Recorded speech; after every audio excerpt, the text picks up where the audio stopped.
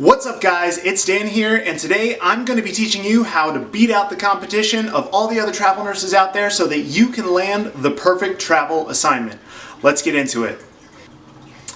Alright, and real quick guys, if you don't mind just hitting the thumbs up button if you find anything in this video useful or helpful to you. It really helps out the channel to grow and get shared to other traveling nurses out there to help them better their travel nursing career. Thanks. Alright guys, so the first step, and these are in no particular order necessarily, but the first step is going to be probably one of the most simple steps to follow, is have a good nursing recruiter. And that's going to be crucial for being able to text your recruiter whenever you're browsing through one of the travel nursing assignments that you see and like. And also this is going to be kind of like a sub-step. I would encourage you to choose companies. This might be just a little pet peeve of mine personally. I like the companies that post their pay rates on the website. There are a lot of travel nursing companies out there. For some reason, I don't know why, and if there's a travel nursing company watching this, I think you should take this into account. Post your travel nursing pay rates on your assignment. It bugs me to no end when a travel nursing company will not post their pay rates on the assignment. Big companies that do that are AIA and FastStaff. Those are two companies I work with. There might be others that do it, but if they're not, then it's going to be really hard for you to choose and browse through the assignments that you want and know that you're going to want to apply there. Because if you see an assignment in a location that you're looking at and it doesn't pay the amount that you're looking for, I mean, you're not going to know whether you're going to want to jump on that or not. And in one of the steps I'm going to tell you later, it's going to be really important for you to know right off the bat whether you want to apply to it. But also having a good recruiter that you can contact by either texting or on the phone, they're always available to take your calls, is super important to be able to get that assignment, because you're going to need to jump on those when they come up. So being able to text your recruiter, just be like, hey, I saw this assignment, is it still available, and if so, can you please apply to this assignment for me?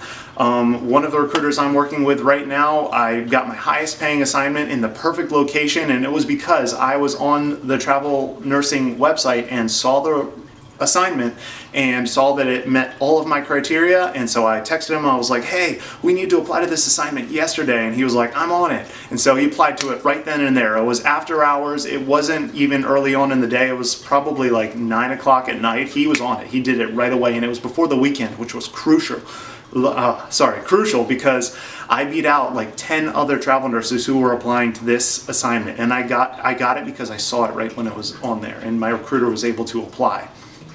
So yeah, that's step one, is have a reliable nursing recruiter that's available that you can contact right away. All right, now let's get into the next step.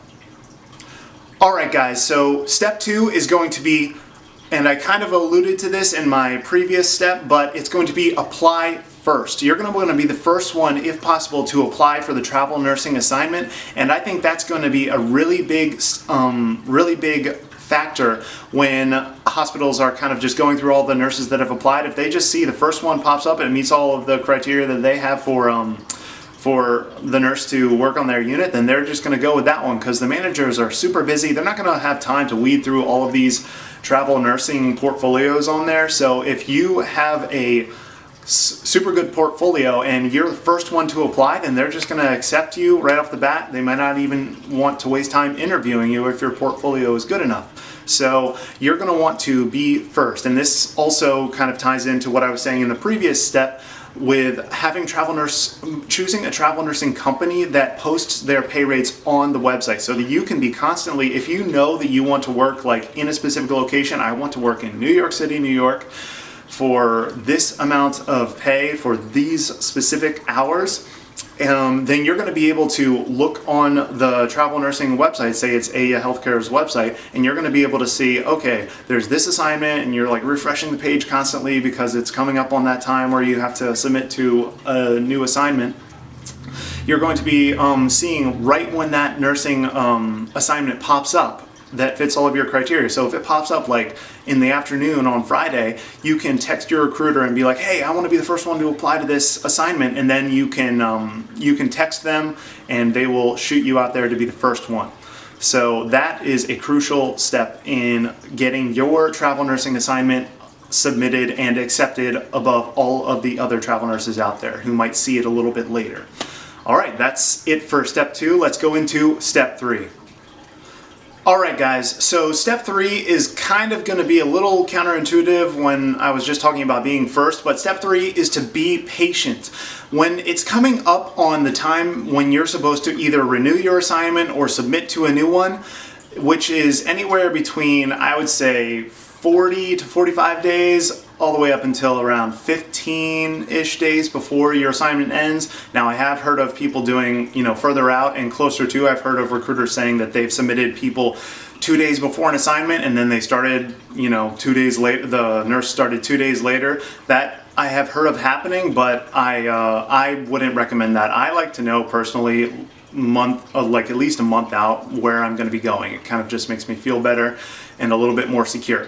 So between that, like 30-day plus or minus 15-day mark, you're going to want to just be patient and just look at the job board as the days are going by, because there might be, going along with what I said in the previous step, an assignment that is submitted, you're looking on a Wednesday, and then you just got to be patient, maybe wait another day. If nothing's really fitting your criteria, especially if you're an experienced travel nurse and you have a good profile, you're going to get accepted to an assignment that you apply to, maybe wait another couple days until an assignment pops up, possibly in that city and town that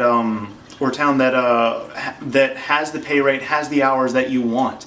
This is exactly what happened to me in my most previous assignment. I got the highest paying assignment that I've ever had before in the town that I wanted, with the perfect amount of hours, and it was because I was patient and waited for the perfect assignment, and I jumped on it at just when the assignment was posted to the job board, because I was just occasionally looking every few hours during the day. All you have to do is just keep a tab open on your phone and then refresh it and see if anything new popped up. So my third recommendation would to be patient, so that you can catch that travel assignment right when it hits the board, so that you can be the first to apply. And that's it for step 3, so let's go on to the next step. All right, guys, so the fourth tip / step that I'm going to recommend to you, the last two are going to be kind of tips for your profile, is have proof of extensions from your previous assignments. I think, and many recruiters have told me, that it's going to be crucial to show hospitals that you have performed well enough at previous hospitals in the past to have the hospital want you to extend at that assignment. Because if you've gone to an assignment for the first 3-month or 13-week contract and done so well that the hospital wants to extend you at that assignment, then that's going to show future hospitals that you go to that you have performed, and you have performed well, you've met the expectations, and you're a hard worker, a go-getter, so that hospitals want to keep you there and keep you working for them. So that's just going to make you look that much better. It's going to be one of those things that gets managers to look at your profile and be like, oh, well, he was extended at that hospital, so he must have done a really good job. He must have known what he was doing. He must not have been causing strife and arguments on the unit.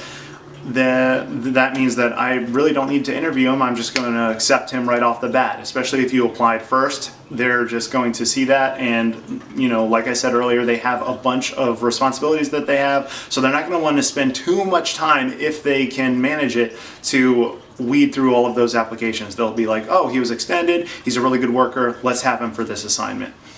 And then they will accept your assignment, hopefully. That is the fourth step / tip that I'm going to give you. Now let's get on to step number 5. Alright guys, so step number 5 is going to be have good quality references. So I kind of alluded to this in my previous steps and in my previous video that I made about becoming a traveling nurse, how to become a traveling nurse, but at these previous assignments, along with getting extended at those assignments, you're going to want to show the charge nurses and managers on that unit that you are worthy of a reference, so that they can vouch for you if perhaps a previous manager and also new companies that you work for call you, say, hey, was he a good nurse? Did he always work hard? And you're going to want to have confidence that they're always going to say, yes, he was great. He was always great with everybody on the unit. He was a go-getter. He always was happy to do whatever assignment I gave him. Things like that. So going along with having an extension at an assignment, if you do get extended at an assignment, then you're already on track to getting a great reference, because that means that the charge nurses and managers and other people on the unit liked you enough to keep you there. So having great references is crucial to being accepted into future travel assignments. So that's it for the 5 steps. And we're in a different setting. I must have accidentally deleted the outro that I filmed, so I'm just going to film it now, and I hope that you guys can forgive me for that, but I hope that every single thing that I said in the video today was helpful. If there was anything that you thought that I missed, please let me know in the comment section down below. I really want to make these videos as helpful as possible so that you can get your dream travel nursing assignment. I plan on filming at least 1 video every single week and try to pick a different topic for travel nurses out there. So if you have any ideas or questions that you want answered, please let me know in the comment section down below. So I will see you in the next video. Thanks.